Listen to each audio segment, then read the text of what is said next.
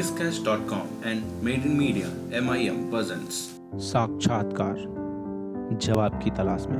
नमस्कार, आज हमारे साथ है मध्य प्रदेश छत्तीसगढ़ के सबसे तेजी से बढ़ते चैनल स्वराज एक्सप्रेस के आउटपुट है वत्सल सर। नमस्कार सर। सबसे पहले तो सर शुभकामनाएं कि आज स्वराज एक्सप्रेस मध्य प्रदेश का सबसे ज़्यादा देखे जाने वाला चैनल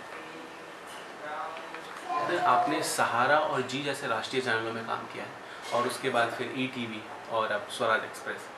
एक राष्ट्रीय चैनल और एक क्षेत्रीय चैनल के कामकाज में आप कितना अंतर देखते हैं? दोनों में काम करने में कितना अंतर है? देखिए, नेशनल चैनल में मैंने करीब 12 साल काम किया है। क्षेत्रीय चैनल में मैं 2-3 साल से काम कर रहा हूँ। दोनों में काम करने का में बहुत अंतर है।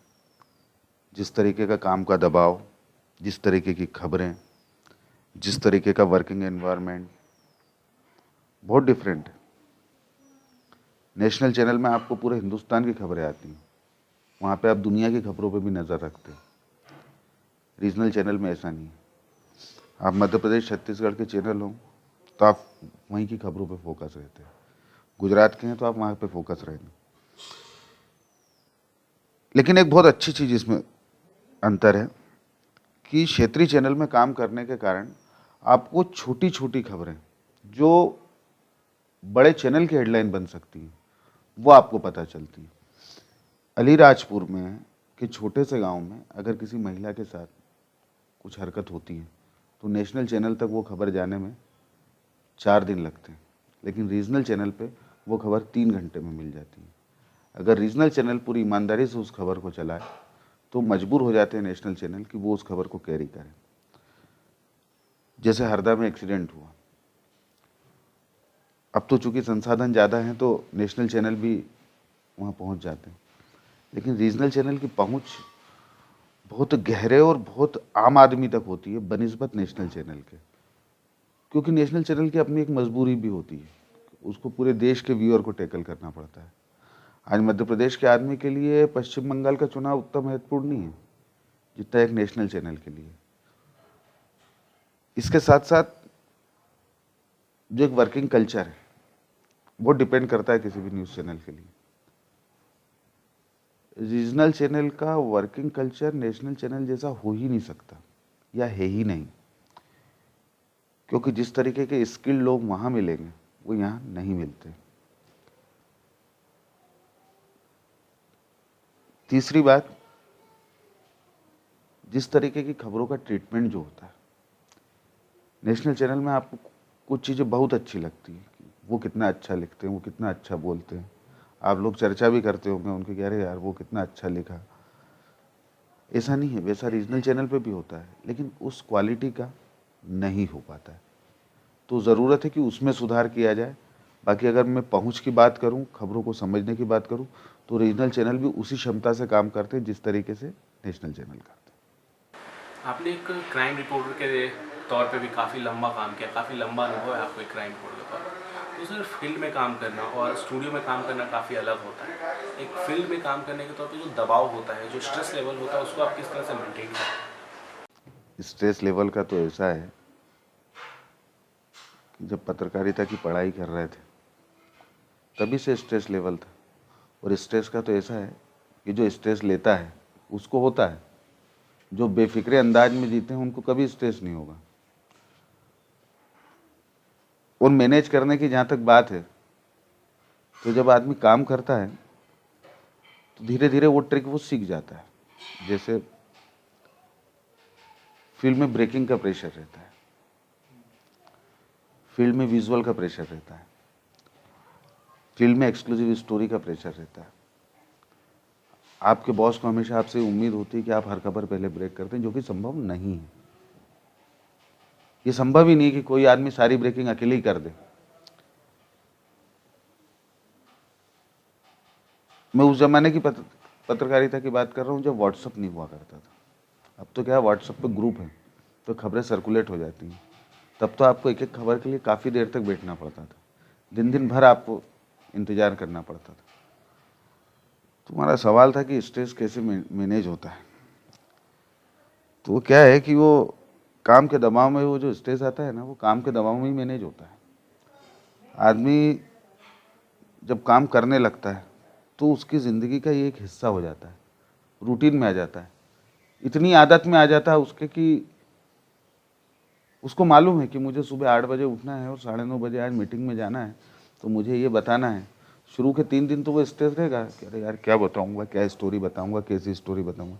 चौथे दिन से उसको समझ में आ जाता है क्या स्टोरी बतानी है, और 8वें दिन से तो वो अगले 3 दिन की सोच के रखता है। तो ये एक ऐसा स्ट्रेस मैनेजमेंट होता है कि वो चाहे वो क्राइम की फील्ड हो, चाहे वो घर की फील्ड हो, चाहे कॉलेज की फील्ड हो, प्रैक्टिस जब हो जाती है तो सब मैनेज हो जाता है। ये जो स्ट्रेस लेवल होता है ये काफ़ी बार हमसे एक उटपटांग काम भी करवा देता है।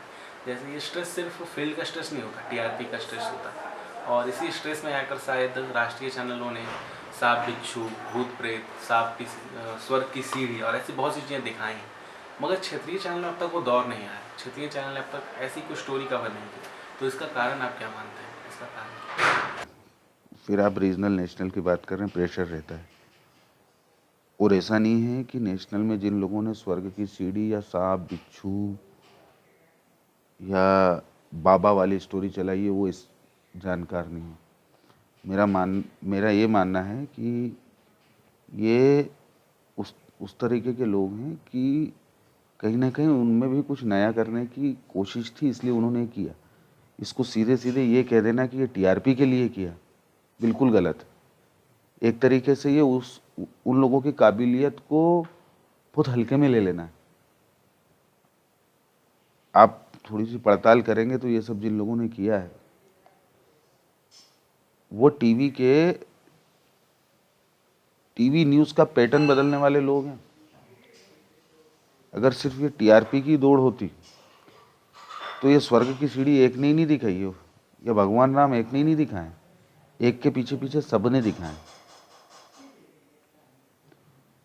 तो ये कहना कि नेशनल चैनल में ऐसा हुआ है और क्षेत्रीय चैनल में नहीं होता है, क्षेत्रीय चैनल में भी होता है। क्षेत्रीय चैनल में इसको आप कह सकते हैं कि ये सनसनीखेज बनाने वाला मामला है। क्षेत्रीय चैनल में बार बार वही कहता हूँ कि कोशिश करते हैं अपनी तरफ से वैसा करने की कि अगर चित्रकूट राम भगवान से जुड़ा है तो राम भगवान की यात्रा दिखा दें। मैंने वही कहा आपसे कि अभी सिंहस चल रहा है, तमाम चैनल अलग अलग रंग दिखा रहे हैं। मौका मिलता है तो कौन नागा साधु नहीं दिखाता है, मौका मिलता है तो कौन काल कपाल नहीं दिखाता है, मौका मिलता है तो कौन साधु की शव साधना नहीं दिखाता है, कौन नहीं दिखाता है कि भीमबेटका जो थी ये अर्जुन लाए थे, कौन नहीं दिखाता है कि नर्मदा किनारे अश्वत्थामा घूम रहा है। सब दिखाते हैं। और स्वर्ग की सीढ़ी तो आपके एक क्षेत्रीय चैनल ने भी चलाया है। तो ऐसा नहीं है कि क्षेत्रीय चैनल नहीं करते हैं, वो भी करते हैं, लेकिन जितना कर पाते हैं वो उतना ही कर पाते हैं। बस यही अंतर है। नहीं तो ऐसा कोई भी नहीं है जो मौका आने पे छोड़ता हो। यानी चित्रकूट में भगवान राम थे और राम कहाँ कहाँ गए, लोगों ने वो प्रोग्राम बनाया उसके ऊपर। तो ऐसा इसको नेशनल और रीजनल के साथ जोड़ना मुझे तो न्यायोचित नहीं लगता। और जिन लोगों ने भी टीवी इंडस्ट्री में इन चीज़ों को लाए हैं वो कोई छोटे मोटे लोग नहीं हैं, वो आला दर्जे के टीवी जर्नलिस्ट हैं, आला दर्जे के। वैसा बनने में आदमी को 30 साल लग जाते हैं, 30 साल। वो 24 घंटे सिर्फ न्यूज़ के लिए सोचते हैं। इसलिए ये कह देना कि उन्होंने सांप बिच्छू दिखाए, बहुत हल्के में ले लेना है। आज तो मीडिया एक बहुत बड़ी इंडस्ट्री में बदल चुका है, काफ़ी चकाचौंध है इलेक्ट्रॉनिक मीडिया में। मगर जब आप 2002 में जब आप पत्रकारिता में आए तो उस समय मीडिया में इतना चकाचौंध नहीं था। तो उस समय अपने परिवार को पत्रकारिता में आने के लिए राज़ी करना आपके लिए कितना मुश्किल है और ये आपने कैसे किया? अच्छा, यानी ये सवाल कुल मिला के ऐसा है कि मैं पत्रकार क्यों बन गया, है ना। क्या होता है कि ज़्यादा मेरा एक्सपीरियंस नहीं, मैं ये नहीं कहता कि मेरा कोई एक्सपीरियंस बहुत बड़ा है। अब 2002 से देखूं तो 14 साल ही हुए हैं। मैं जिस यूनिवर्सिटी में पढ़ा हूँ मैं जिस विश्वविद्यालय में, उसने मेरी लाइफ ज़िंदगी बदल दी है। वो क्या कहना चाहिए कि कैमरे पे कहा जाए कि नहीं कहा जाए, लेकिन कह देता हूँ। क्या है कि मैं कुछ बनना कुछ और चाह रहा था लेकिन बन नहीं पा रहा था। तो मैंने सोचा कि चलो पत्रकार बन जाते हैं। पत्रकार बन गए साहब। पत्रकार तो क्या बन गए, उस यूनिवर्सिटी ने एक अच्छी आदत डाल दी पढ़ने की। एक हमारे श्रीकांत सर हैं, हमारे एचओडी थे उस टाइम की, जो मेरे साथ के मेरे सहयोगी थे, मेरे बैचमेट थे। हमारे कुछ प्रोफेसर थे, संजीव गुप्ता थे, सुनील तिवारी थे, महावीर सर थे। इन लोगों ने पढ़ने की आदत डाल दी, पढ़ो यार। तो वो जो पढ़ने की आदत थी, उसने कहा कि चलो सेल्फी ले लेते हैं। तो मैंने सोचा पत्रकार बन के सेल्फी ले लेते हैं। फिर मैं कैंपस इंटरव्यू हुआ, हैदराबाद चला गया। और घर वालों को तो राजी करने का जहाँ तक सवाल था, उन लोगों की तरफ से शुरू से यही कहा गया कि जो करना है भाई अच्छे से करना। मेरे पिताजी कहते थे कि अगर पहलवान बनना, कुश्ती लड़ना, तो अच्छी कुश्ती लड़ना, मैंने नाम होना चाहिए। बदमाश बनना तो इलाके में नाम होना चाहिए कि बदमाश है। क्रिकेटर बनना तो नाम होना चाहिए। पत्रकारिता करना तो भले ही छोटी जगह करना, लेकिन पहचान होना। तो वो वाली बात थी, उन्होंने कभी रोका नहीं और आज भी वो नहीं कहते हैं। तो बस ऐसे ही वो पत्रकार बनने की कहानी शुरू हुई। गाड़ी चलती गई चलती गई चलती गई, आज 16 साल निकल गए देखते देखते। मीडिया में काम करना एक काफ़ी अलग अनुभव होता है। जैसे जो आपने जी में रहते हुए इलेक्शंस भी कवर किए और काफ़ी क्राइम स्टोरीज़ की आपने, तो जब हम इन खबरों से घिरे होते हैं तो अलग तरह का माहौल होता है, अलग अलग चीज़ें हो रही होती हैं। तो इनमें अगर कुछ एक ऐसी घटना होती है जो हमें सबसे ज़्यादा प्रभावित करती है, जिससे हम जो हमारे लिए बहुत ज़्यादा रोचक होता है, तो ऐसी कोई घटना आपके लिए? प्रभावित तो ऐसे तो कई होते हैं। गुजरात में सहारा में था, गुजरात में सहारा लॉन्च हुआ था। तो मैं आप वही आपको बता रहा हूँ कि एक टीम कैसे काम करती। अब चूंकि चैनल नया था, हम हिंदी भाषी, वहाँ गुजरात के लोगों का बोलबाला। एक मैं था, एक इलाहाबाद का था, मेरे मित्र निखिल दुबे और ब्रजेश, हम तीनों वहाँ भेजा गया। अब हमारे सामने चुनौती होती थी कि खबर लेना। तब नरेंद्र मोदी वहाँ के मुख्यमंत्री हुआ करते थे। अब वो बाइट देते नहीं थे। अब वो बाइट दे नहीं तो खबर चले नहीं। बड़ी समस्या। हमने और निखिल ने और ब्रजेश ने सोचा कि यार ऐसा क्या करें कि खबर लाएं। तो कहाँ से लाएंगे खबर? उसका एक ट्रिक निकाली उसने। वो ऐसी ट्रिक थी कि वो आज भी कारगर है, लेकिन अब कोई उसको अपनाता है कि नहीं अपनाता। हमने एक ड्राइवर रखा जो रात को 10 बजे आता था, और वो 10 बजे उसको हम बस स्टैंड पहुँचा देते थे। तो 2 बजे डाक एडिशन जो पेपर होता था, वो पेपर लाता था। अब वो होते थे गुजराती में पेपर, हमको किसी गुजराती आती नहीं थी। तो हम क्या कि जो उसकी डिजाइन होती थी, उससे हम तीनों एनालिसिस सोचते थे, तीनों एक एक पेपर लेके बैठ जाते थे कि ये खबर हो सकती है, ये खबर हो सकती। फिर वो जो हमारा ड्राइवर रहता था उससे कहते थे इसको पढ़ के सुना। तो वो हमको उसकी हिंदी ट्रांसलेशन जितना टूटा फूटा करता था बेचारा, कर देता था। तो 3 बजे तक निखिल दुबे जो हमारे होते थे वो तय कर लेते सुबह 3 बजे तक कि आज अपने को ये 3 खबरें करना है। सुबह 3 बजे 3 बजे हम 2 गाड़ियों से 2 स्टोरी करने निकलते थे। तब पूरा सन्नाटा रहता था, और वो स्टोरी ऐसी होती थी कि वो 2 घंटे दूर जाके होती थी खबर। दूर जाते थे, 5 बजे उस गांव में पहुंचते थे, 7 बजे तक वो स्टोरी होती थी, 8 बजे तक, 10 बजे तक वापस आते थे। रास्ते में ही हम स्टोरी लिखवा देते थे और 11 बजे वो स्टोरी फाइल कर देते थे। तो जब तक वहाँ का रिपोर्टर उठता था, जब तक वो आता था, तब तक वो स्टोरी ऑन एयर जा चुकी होती थी। तो आप लीड पे रहते थे। तो एक ऐसी अनजानी जगह खुद के चैनल को खुद को स्थापित करने के लिए वो जो मैंने काम किया था, मैंने उसके बाद अपनी ज़िंदगी में वैसा काम नहीं किया कभी भी। और मुझे वो फार्मूला आज भी पसंद है। यानी मैं चाहता हूँ कि अगर कोई रिपोर्टिंग करे और नई जगह करे, तो मेरे ख्याल से इसके अलावा कोई और रास्ता नहीं हो सकता। मैं वही कह रहा हूँ ना, अब तो टेक्नोलॉजी आ गई, अब तो ये व्हाट्सअप है और ये तमाम चीज़ें, खबरें इधर से उधर पास हो जाती हैं। आप ट्रांसलेट कर लेते हो, ये कर लेते हो, वो कर लेते हो। तब कहाँ ये सब, और ये सब चीज़ें ना, कोई ऐसे मोबाइल थे, मोबाइल भी छोटे ही हुआ करते थे। तो वो मेरा एक एक्सपीरियंस था जो मेरे को बहुत काम में आया। आज मीडिया और दर्शकों के बीच में एक अलग ही सांप बिच्छू का खेल चल रहा है। मीडिया कहती है कि वही दिखा रही है जो लोग देखना चाहते हैं, और लोग कहते हैं कि वही देख रहे हैं जो मीडिया दिखा रही है। तो आपके हिसाब से ये जो खेल है, इसकी सच्चाई क्या है? देखो यार, सच्चाई सीधी सीधी ये है धर्म के लिए तो चैनल कोई खोला नहीं है, ठीक है।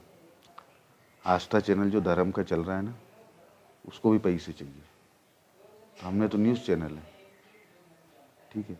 आस्था हो चाहे दुनिया के तमाम धार्मिक चैनल जिनमें दिन भर बाबा आपको दिखते होंगे, वो भी धर्म के लिए नहीं खोले गए, वो भी प्रॉफिट के लिए खोले गए। तो अब जब प्रॉफिट की बात आएगी तो बाजार आएगा, जब बाजार आएगा तो दबाव आएगा, और जब दबाव आएगा तो लोगों की व्यूअरशिप चाहिए, और जब व्यूअरशिप आएगी तब मेरे को कुछ ना कुछ तो करना ही पड़ेगा। तो इसके पीछे की सच्चाई ये है कि रेवेन्यू जनरेशन तो चाहिए, क्योंकि इतने एम्प्लॉय काम कर रहे हैं तो उनको सैलरी भी देना है। ये बात पूरी तरीके से सही भी नहीं है और पूरी तरीके से गलत भी नहीं है। न्यूज़ रूम के लोगों के दिमाग में ये बात आउट होती है कि हम कुछ ऐसा दिखाएं जो ज़्यादा से ज़्यादा लोग देखें, बहुसंख्यक जो ज़्यादा तादाद होती है वो देखे उसको, क्योंकि वो ज़्यादा तादाद देखेगी तो टीआरपी आएगी, टीआरपी आएगी तो वो टीआरपी में दूंगा किसको, मार्केटिंग वाले को। मैं वो टीआरपी किसको दूंगा, जो मेरे को विज्ञापन देते हैं उनको। वो लोग वो टीआरपी अपने कस्टमर को देंगे, उससे मेरे को अच्छे विज्ञापन मिलेंगे, अच्छे विज्ञापन मिलेंगे तो मेरे को रेवेन्यू ज़्यादा मिलेगा, रेवेन्यू ज़्यादा मिलेगा तो मेरे को दो फायदे होंगे। मैं अपने एम्प्लॉय को इंक्रीमेंट कर सकूँगा, इंक्रीमेंट नहीं करूँगा तो वो भी निराश होगा, वो एक पत्रकार है। मैं अपने एक बड़े चैनल की जगह एक दूसरा और छोटा चैनल भी कुछ खोलने की सोचूंगा, तो मैं वहाँ नए लोगों को रोजगार भी दूंगा। और जो लोग ये कहते हैं ना कि मीडिया जो दिखाता है हम वही देखते हैं, और मीडिया और कहता है कि ये जो देखना चाहते हैं, तो ये दोनों चीज़ें ऐसी हैं कि इनका कंपैरिजन नहीं कर सकते आप। वाकई कई बार दर्शक ऐसी चीज़ें होती है कि कम देखता है, कई बार तो वो कंबल ओढ़ लेगा, लेकिन उसमें थोड़ा सा छेद बना के देखेगा उनमें क्या चल रहा है, अभी क्या चल रहा है, करता है। ऐसा दर्शक भी है। तो एक मीडिया हाउस के लिए रेवेन्यू जनरेशन एक बड़ा मॉडल है, इसलिए उसको वैसी चीज़ दिखानी पड़ती है जो लोग देखें, क्योंकि अगर पैसा नहीं आएगा तो वह आपके और हमारे जैसे पत्रकारों को तनख्वाह नहीं दे सकता। भारत में जब पत्रकारिता शुरू हुई थी तो उसका उद्देश्य कुछ और था। पत्रकारिता का काम था कि वो कार्यपालिका और न्यायपालिका पर नियंत्रण रखे, मगर अब मीडिया का पिरामिड थोड़ा उल्टा हो गया। अब बहस इस बात की छिड़ी है कि मीडिया पर नियंत्रण कौन रखे। तो ये जो बहस है इसका कारण क्या है, और इस बहस को आप किस हद तक सही मानते हैं? नहीं, नियंत्रण तो जरूरी है। पिछले 3-4 साल के जो मेरे अनुभव हैं उसके आधार पर मेरा स्पष्ट मानना है कि कंट्रोल होना बहुत जरूरी है। मैं अभी एक जगह पढ़ रहा था तो उसमें बड़े नामचीन व्यक्ति ने साफ कहा कि भाई हाँ बायस्ड हैं हम। उनका साफ कहना था कि हाँ बायस्ड हैं, ये संभव नहीं है कि कोई बिना बायस्ड हुए पत्रकारिता कर ले। ऐसे में जब खुल के बातें होने लगे कि बड़े बड़े संपादक कहने लगे कि हाँ बायस्ड हैं, या एक किसी के साथ होना ज़रूरी है, और पिछले 4 साल में तो स्थितियाँ वाकई ऐसी हुई, और ऐसे कई कारनामे सामने आए हैं कि जो दिल को दुखाते हैं, मन को अच्छा तो नहीं करते हैं। इसलिए मेरा तो मानना यह है कि नियंत्रण होना चाहिए, सख्त नियंत्रण होना चाहिए, और इसको कतई ये नहीं कहना चाहिए कि ये इमरजेंसी। इसके लिए कई चीज़ें हैं कि स्वनियंत्रण की बात है कि ऐसा करिए कि आप खुद ही एक समूह बना लीजिए जो नज़र रखे। उसके लिए कोशिशें भी हुई, एनबीए बना, उसके लिए कई कोशिशें भी हुई, हमारे कई बहुत बड़े टीवी पत्रकारों ने मिलकर वो भी बनाया, वो भी इसको काम करते हैं, और कई बार कुछ चीज़ें गलत होती हैं तो वो रोकते भी हैं। लेकिन मुझे लगता है कि इससे और आगे जाने की ज़रूरत है। आपके पहले वाला सवाल फिर यहाँ सही आ जाता है कि आप वो दिखाते हैं जो दर्शक देखना चाहता है। असल में क्या है कि मुझे ये लगता है कि हम अपने दर्शक को बहुत हल्के तरीके से लेते हैं। सभी तमाम गणमान्य लोग जितने भी हैं, हम जिस तरीके से आलोचना के नाम पे अपने प्रधानमंत्री और राष्ट्रपति की एक हद तक बेइज्जती करते हैं, वो नहीं होना चाहिए, क्योंकि ऐसा करके हम उस पद की गरिमा को ख़त्म कर रहे हैं। हमको इस पर कंट्रोल करना होगा। आप सच्चाई दिखाइए, आप लातूर दिखाइए, आप उस्मानाबाद दिखाइए, आप पश्चिम बंगाल दिखाइए, सच्चाई दिखाइए, लेकिन कुछ पदों को लेकर इस तरीके की चीज़ें मत दिखाइए जिससे उस पद की गरिमा खत्म हो। कुछ चीज़ें अच्छी हुई हैं, जैसे आजकल सांप्रदायिक हिंसा की खबरें कम देखी जाती हैं, ऐसा नहीं है कि वो होती नहीं, लेकिन कम दिखाई जाती हैं। धीरे धीरे समझदारी का भाव आ ज़रूर रहा है, लेकिन जिस तरीके से कुछ चैनल और राजनीतिक दलों की साठगांठ दिखती है, ऐसा लगता है कि एजेंडे पे खबर हो रही है कि ये एजेंडा तो पहले से ही तय हो गया कि भाई आपको आज राहुल गांधी दिखाना है, आज आपको मोदी जी दिखाना है, कल से आपको राजनाथ दिखाना है। तो ऐसा नहीं होना चाहिए, क्योंकि ऐसा करके आप खबर के साथ न्याय नहीं कर रहे हैं। उस वक्त आप अमरावती से कोई खबर आ रही है तो आप उसको नहीं ले रहे हैं, तो आप उस खबर के साथ जस्टिफाई नहीं कर रहे हैं। तो इसके लिए वाकई नियंत्रण होना चाहिए और अच्छा सख्त नियंत्रण होना चाहिए। लोकतंत्र में जब कोई नेता काम अच्छा नहीं कर रहा 5 साल में हटाने का, तो ऐसी तरीके का कुछ सिस्टम बनना चाहिए कि अगर कोई गलत खबर दिखा रहा हो तो तत्काल कार्रवाई। और इसको सरकार को, बड़े बड़े कानूनविद, बड़े बड़े संपादकों, इन सबको मिलकर तय करना चाहिए कि किस तरीके से रास्ता निकल सकता है। पिछले 10-12 सालों में चीज़ें बहुत तेज़ी से बदली हैं। तो आज जो लोग एक आउटपुट हेड के तौर पे आज जो नए लोग आपके सामने आते हैं, जो नई पौध आपके सामने आती है, उससे आपकी क्या अपेक्षाएं होती हैं और अपने समय के हिसाब से आप उनमें आज क्या क्या परिवर्तन पाते हैं? मैं बहुत अच्छी बात बताता हूँ। मैं जब भी जाता हूँ कॉलेज में, बात करता हूँ तुम जैसी उम्र के लोगों के साथ, तो एक सवाल पूछता हूँ कि इस कॉलेज आते हो? एक तो कॉलेज आने की जो आदत है वो हो गई है ख़त्म। लाइब्रेरी में बैठने की आदत हो गई है ख़त्म। अब प्रतिस्पर्धा क्या होती है मालूम है? पीजी करने वाले, ग्रेजुएट करने वाले लड़कों के बीच में, क्योंकि वो नाइकी की जूते पहन रहा है, वो ली कूपर की जीन्स पहन रही है, उसने उस तरीके की वो हेयर स्टाइल करवा ली है, वो यार उसकी बाइक अच्छी है, 86,000 की है, 80 का एवरेज दे रही है। ये आप लोगों के विषय हैं चर्चा के, और मेरे को तो बहुत दुख होता है इससे। मेरे को याद है मैं इलेक्ट्रॉनिक मीडिया में था, तब भले ही मेरे दोस्त प्रिंट मीडिया के हों, MAPR हो, और गजब का कंपटीशन, यानी मज़ा आता था।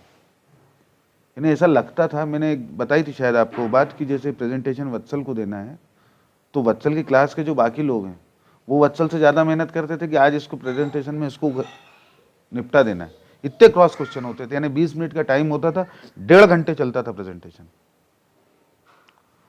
लाइब्रेरी की ये स्थिति रहती थी कि लोगों को किताबें याद थी कि किस शेल्फ में कौन सी किताब रखी है, और कहीं तो इतने बड़े वाले हो गए थे हमारे यहाँ तो कि उनकी कुर्सियाँ तक तय थी। यानी वो आते थे और अपने घर में जैसे मुनीम साहब अपनी गादी साफ नहीं करते, आए, कॉलेज खत्म हुआ, आए, सब किताब विताब साइड में रखी, वो अपनी कुर्सी ली, बैठ गए, शुरू। 6-6 घंटे पढ़ते थे। और उसके लिए शायद उस वक्त के मेरे प्रोफेसर और यूनिवर्सिटी का प्रबंधन जिम्मेदार था कि उसने हमको वैसा एटमॉस्फेयर दिया। अब तो आपके पास बहुत बड़ी लाइब्रेरी है, तब तो बड़ी एक छोटी सी एक कमरे की लाइब्रेरी हुआ करती थी। तब हमारे बीच में बहस का मुद्दा भी यही होता था, इधर उधर फालतू होता ही नहीं था। तब तो इतने चैनल भी नहीं थे, तब तो बस चल रही थी ज़िंदगी। लेकिन उस टाइम ऐसा माहौल था कि लगता था कि कुछ करना है। तो मैं अब आपसे क्या चाहता हूँ, एक सवाल था आपका, ये तो मैंने आपको अपनी कहानी बताई। मैं ये चाहता हूँ, बुरी लग सकती है वो बात, अब कम्युनिकेशन की थ्योरी तो पढ़ी है, कम्युनिकेशन के मॉडल तो पढ़ी है, 2 वे कम्युनिकेशन, 3 वे कम्युनिकेशन, आप मार्कोनी भी पढ़ लीजिए। लेकिन उसके साथ साथ आप जिस मैदान में उतरने वाले हैं उस मैदान की जानकारी भी आपको होना चाहिए। अगर आप क्रिकेट के मैदान में उतरने वाले हैं तो जैसे आपको स्लिप, गली, हुक, पुल, पैड, ये सब शब्द टर्मिनोलॉजी, विकेट कीपिंग टर्मिनोलॉजी है, कम से कम आपको टीवी जर्नलिज्म की टर्मिनोलॉजी तो मालूम हो, आपको मालूम तो हो कि शॉर्ट क्या होता है, आपको मालूम तो हो बाइट क्या होता है, आपको मालूम तो हो पैकेज क्या होता है, आपको मालूम तो हो ग्राफिक्स क्या होता है, ग्राफिक्स क्यों लगाया जाता है। आप जिन शब्दों के बीच में आपकी अगले 30 साल गुजरने हैं, आप कम से कम उन शब्दों से तो परिचित हो जाएं। हालत ये है, अब कई बच्चे आते हैं, टीवी जर्नलिस्ट हैं, 2 साल की डिग्री है, वो ये नहीं बता पाते हैं कि क्लोज शॉट क्या होता है, मिड शॉट क्या होता है, वो बाइट क्या होती है यही नहीं बता पाते। ये तो छोड़िए कि बूम माइक और लेपल माइक क्या होता है ये बताएंगे, वो यही नहीं बता पाते। मेरा कहना ये है कि आप अगर मैदान में आए तो तैयारी से आए, थोड़े से नॉलेज के साथ आए, थोड़ी टेक्नोलॉजी समझ के आए। आजकल टेक्नोलॉजी बच्चों की सिर्फ वो ये मोबाइल में सिमट गई है, उसके आगे नहीं है। और एक और बात, छुईमी होने से काम नहीं चलता है। जो स्ट्रेस झेल पाएगा वही चल पाएगा। यह धंधा ये तनाव का है। जो ऐसा करेगा कि मैं तो 10 बजे आऊँगा सर और 7 बजे जाऊँगा और हर वीक आप चाहिए मेरे को, नहीं हो पाएगा बॉस, नहीं कर पाओगे बस।